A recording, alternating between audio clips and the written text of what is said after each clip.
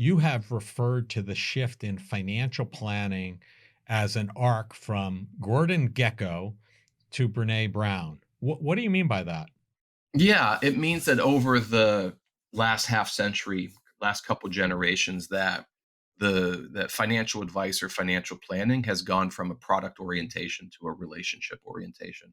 And there's lots of really interesting steps along the way, but to keep it short, Gordon Gekko, a lot of your listeners will remember the movie Wall Street. Blue Horseshoe loves Anacott Steel, and the main character wasn't Gordon Gekko, it was Bud Fox, and Bud Fox was a financial advisor. He put his best clients into his best ideas, but he was just a broker. And there's nothing wrong with selling good investment product as long as it's being done ethically and it maps up to the client's needs and risk tolerance and all that kind of stuff. But Bud went to jail for doing some pretty shady things, and so it's a bit of a dramatic thing. Gordon Gekko to Brene Brown, obviously lean into the alliteration, but 50 years ago, this was just about a business about selling kind of high priced investment products to people and saying, hey, this is probably good for you. Well, to the famous book Where Are the Customers Yachts, that was a practice that really made the broker rich and not necessarily the client.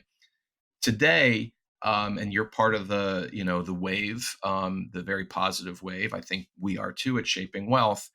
This is really about asking questions on the life that our clients want to live, not just financially, but more broadly. What does it mean to flourish? What does it mean to find joy, to find contentment?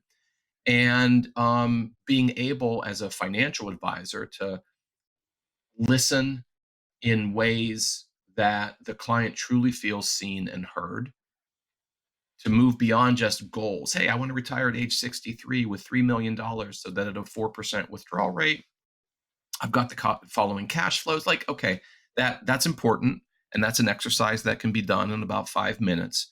But what can't be done in 5 minutes is a real and ongoing conversation about what's truly important to you and how you want to achieve those things, or sort of evolve into that mindset. So Brene Brown, to me, is just sort of a ninja level expert in emotional intelligence, in asking the right questions, in listening, in not speaking when there's actually a space that you can create for others to be heard.